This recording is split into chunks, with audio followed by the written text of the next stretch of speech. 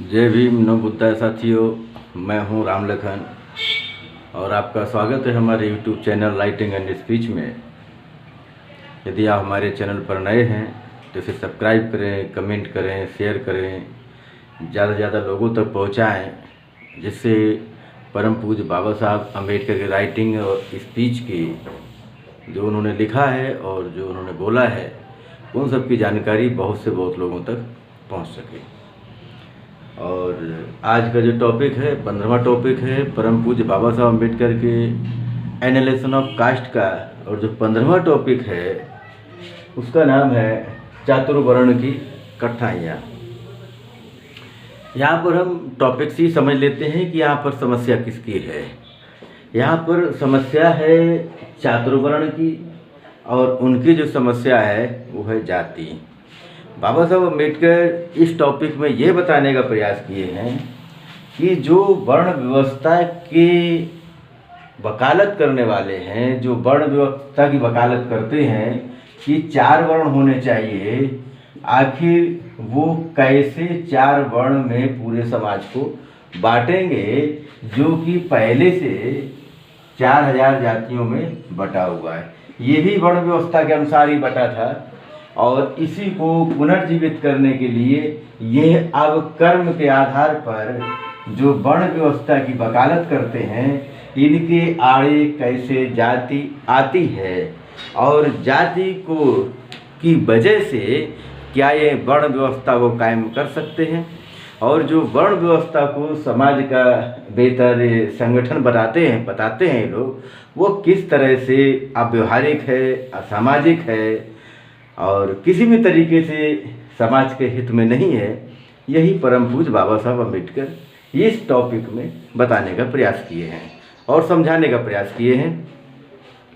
और मेरे ख्याल से इतना बेहतर तो शायद कहीं लिखा भी नहीं है, ना ही समझाया गया है। यदि समाज का बेहतर अध्ययन करना है और समाज की जो व्यवस्थाएं हैं उन्हें हल करने के जो तरीके हैं, जो एनालिसिस ऑफ कास्ट में दिया है, इससे बेहतर मुझे कहीं और पढ़ने को नहीं मिला। भाई यदि किसी को पढ़ने को मिले तो मुझे ही बताएं, मैं भी समझूं कि और कहाँ पर इससे अच्छा तरीके से लिखा पढ़ा गया है और बताया गया है।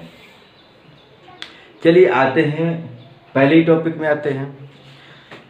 ये इसके जो पहला पार्ट है, बोलते हैं बाबा साहब अम्बेडकर की भाई जब एक तो पहले ये सामाजिक संगठन के रूप में अव्यवहारिक है, असामाजिक है, अन्यायप्रिय है, न्यायप्रिय ये किसी भी तरीके से नहीं है। और फिर वो ये कहते हैं कि जो जाति है, ये जाति जन्म के आधार पर है और किसी भी जाति के व्यक्ति ने जन्म के आधार पर उच्च स्थान प्राप्त कर लिया है और वर्ण के आधार पर उसे निम्न स्थान मिलेगा।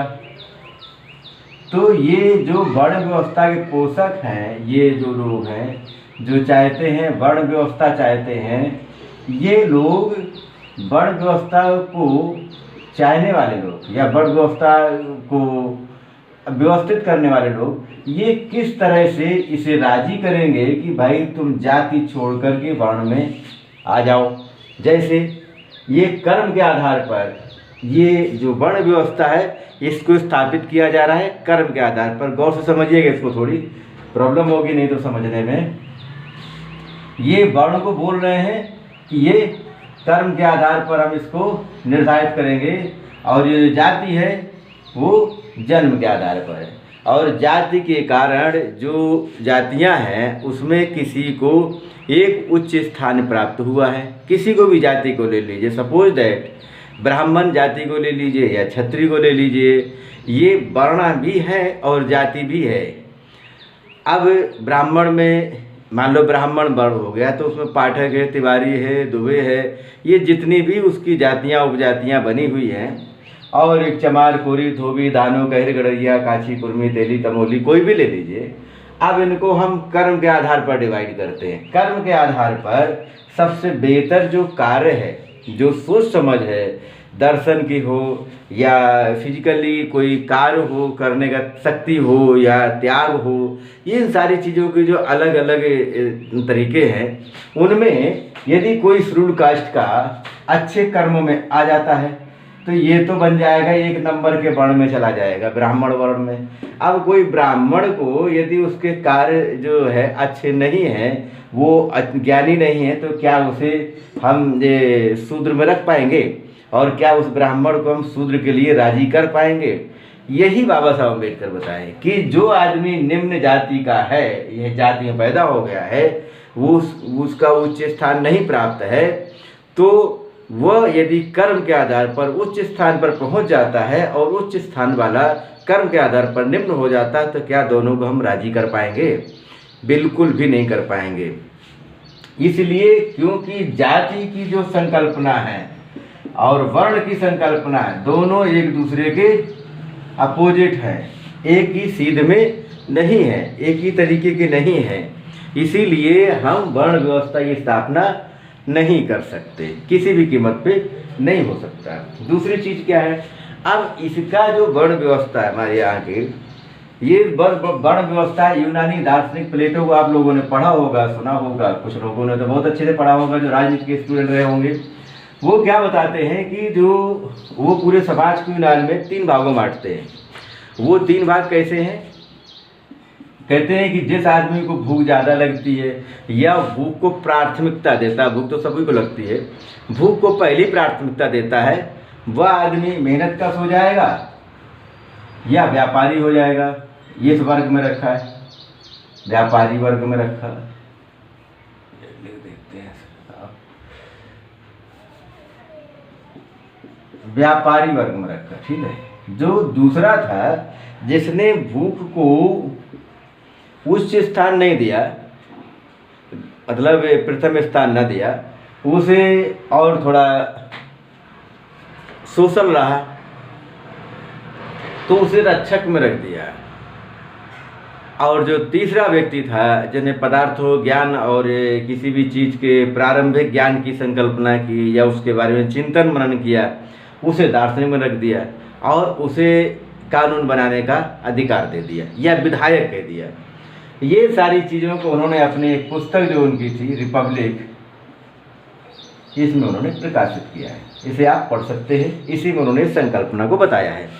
और ये जो 4 वर्ण की जो संकल्पना है वो भी इसी से मिलती जुलती है। अब देखिए कि जो इसमें आलोचना की गई प्लेटो की, अफलातून की, कि भाई आपने बिना सोचे समझे समाज को एक अलग अलग हिस्से में उसको बांट करके उसमें ठूस दिया जबरदस्ती।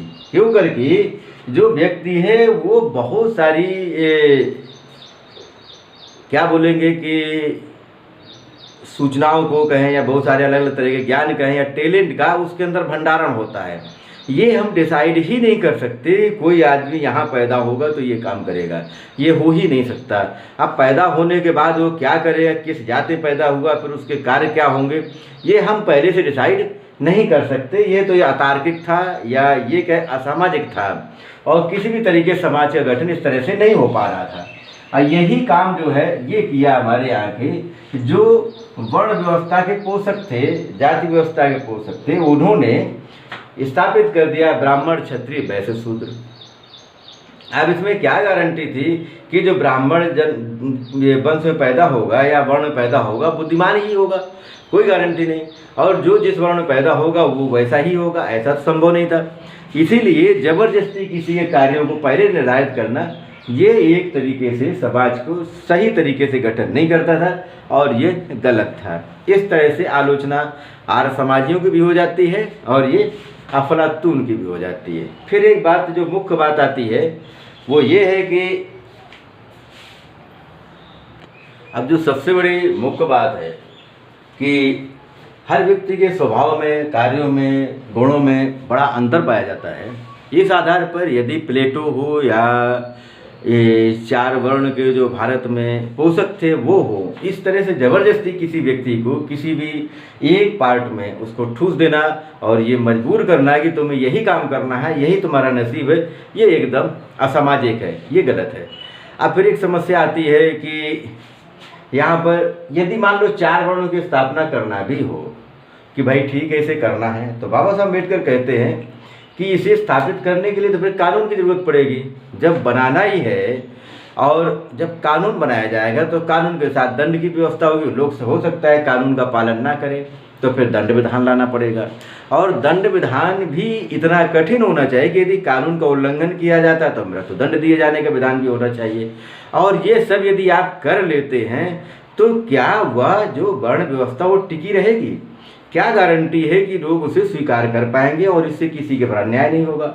अब रामराज की बात बाबा साहब अम्बेडकर बताते हैं कि राम का जो राज था, राम के समय का जो राज था, वो चातुर्वर्ण व्यवस्था पर आधारित था। और एक शंभुक नाम का जो शूद्र थे, वो ऋषि थे, वो तपस्या कर रहे थे। और उस समय का जो मतलब काम वर्ण व्यवस्था के आधार पर जो डिवाइडेशन था, शूद्रों को पढ़ने लिखने का, संपत्ति रखने का कोई अधिकार नहीं था। और इस आधार पर जो शंभुक ऋषि थे उन्होंने कानून का उल्लंघन किया, वर्ण व्यवस्था का उल्लंघन किया। जब उल्लंघन किया तो राम ने उनकी हत्या कर दी। हत्या इसलिए कर दी कि वो वर्ण व्यवस्था के कानून को तोड़ा था शंभुक ऋषि ने, और उस कानून के अंतर्गत उन्हें ज्ञान अर्जन करने का किसी भी तरह का अधिकार नहीं था। प्रत्यक्ष परोक्ष किसी सुन करके भी नहीं, पढ़ करके भी नहीं, ध्यान के माध्यम से भी नहीं, किसी के तरीके से नहीं।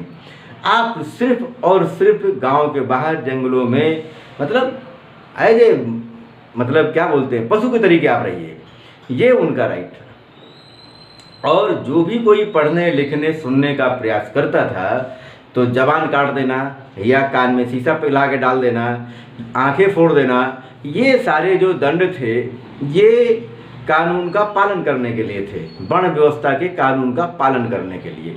आज के दौर में यदि वही वर्ण व्यवस्था को लागू कर दिया जाता है तो क्या आज का समाज ये स्वीकार करेगा? आज का जो शूद्र है, जो पढ़ लिख रहा है, क्या वो सच में उनका मर्डर नहीं होगा? क्या उनको दिन दहाड़े गोली नहीं मारी जाएगी? या उनको कुछ ना कुछ करके सीधे नरसंहार नहीं कर दिया जाएगा? क्योंकि वर्ण व्यवस्था के वो सब खिलाफ है, चूँकि पढ़ने लिखने का किसी के पास कोई अधिकार नहीं है। तो ये जो वर्ण व्यवस्था है, इस तरह से यदि कानून व्यवस्था लाई गई, जो मनु के दंड विधान में सबसे कठिन दंड व्यवस्था है वर्ण व्यवस्था का पालन करने के लिए, इसमें किसी के सुख दुख से कोई लेना देना नहीं है। मतलब ये है कि वर्ण के अनुसार ही काम करना है बस। अब उसमें गारंटी ऊपर वाले की बिल्कुल भी नहीं है कि वो आपकी रक्षा करेगा, या व्यापारी आपको भोजन देगा, या कोई ब्राह्मण आपके लिए पढ़ाई लिखाई करेगा और आपके बारे में अच्छा बुरा बताएगा करके, इसकी कोई गारंटी नहीं है। बट आपने यदि पढ़ लिख लिया तो निश्चित तौर पर आप दंडित किए जाएंगे। इसके बाद आइए, ये बाबा साहब अम्बेडकर कहते हैं क्या इस तरह की कोई व्यवस्था लागू यदि कर भी दी गई तो क्या समाज स्वीकार कर पाएगा? वो उस समय 20वीं शताब्दी की बात कर रहे हैं, आज हम 21वीं शताब्दी की बात करेंगे। क्या 21वीं सदी में जो कंप्यूटर युग है, जहाँ दुनिया बहुत छोटी होती जा रही है, हम पूरी दुनिया के लोग एक साथ हैं, बड़े कम्युनिकेशन के साधन होने के कारण दुनिया और छोटी होती जा रही है, ऐसे दौर में हम क्या इस व्यवस्था की संकल्पना कर सकते हैं? या उचित है, या न्याय संगत है, या मानवीय किसी भी तरीके से है क्या? तो ये सिद्ध होता है ये किसी भी तरीके से आज के समाज के लिए, क्या किसी भी समय किसी भी समाज के लिए फिट नहीं था। जब भी ये 4 वर्ण वाली व्यवस्था अपने प्रभाव में रही, उस समय समाज का निश्चित तौर पर शोषण होता रहा, और आज भी इसी के आड़ में बहुत सारा शोषण हो रहा है। ये आज के दौर में हम देख सकते हैं। अब नेक्स्ट आइए, और एक समस्या आई, स्त्रियों को देख लेते हैं। ये तो यहाँ तक हो गया। अब स्त्रियों को देखिएगा, स्त्रियों को अब इनको कहाँ रखा जाएगा वर्ण व्यवस्था में? भाई ब्राह्मण, क्षत्रिय, वैश्य, शूद्र, अब यदि कर्म के आधार पर रखना है तो इनको कहाँ रखेंगे? इनके लिए कोई सुटेबल जगह है क्या?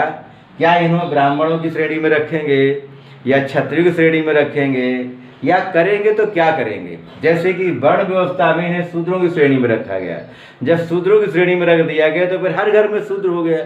और फिर जब महिलाओं से ही सारी संतानें पैदा हुई तो सारे के सारे जन्म के आधार पर शूद्र हो गए। लेकिन इस चीज़ को वर्ण व्यवस्था के लोगों ने, जो मानने वाले थे, उन्होंने इसको नहीं स्वीकार किया। अपनी सुविधा अनुसार उसको मैनिपुलेट कर लिया गया, अपने तरीके से उसको बना लिया गया। चलिए, आप बाबा साहब अम्बेडकर कहते हैं यदि इन्हें स्वीकार किया गया तो कहाँ पर रखेंगे। जैसे कि आज है डॉक्टर, इंजीनियर, ऑफिसर, बहुत सारे तरीके से हम महिलाओं को स्वीकार करते हैं, लेकिन वर्ण व्यवस्था में इनका स्थान कहाँ होगा ये निर्धारित करना बिल्कुल असंभव है और किसी भी तरीके से ये भी मानवीय नहीं है और अमानवीय है, अव्यवहारिक है, अनैतिक है। इसलिए वर्ण व्यवस्था को कैसे भी जाति के साथ तो लांच नहीं कर सकते। क्या जाति है ना, जाति के कारण जो वर्ण व्यवस्था की कठिनाई है, क्योंकि जाति में कहीं कोई स्थान है और इसके बाद आप उसको कहीं और सेट करेंगे, एकदम मुश्किल होगा। लेकिन जाति भी वर्ण व्यवस्था के लिए, वर्ण व्यवस्था स्थापित करने के लिए तो प्रॉब्लम है ही। ये समाज की भी समस्या है कि जाति को खत्म कर देना चाहिए। ये दोनों अलग अलग समस्याएं हैं। बाबा साहब ये नहीं कह रहे हैं कि यदि वर्ण व्यवस्था खराब है तो जाति व्यवस्था बहुत अच्छी है। वो कह रहे हैं जाति व्यवस्था अपने आप में एक घृणित कार्य है, लेकिन ये इसके यदि इसको लागू कर रहे हैं तब भी जाति व्यवस्था इस आड़े आ रही है, यदि आप इसको लागू कर रहे हैं तो ये भी समाज विरोधी है।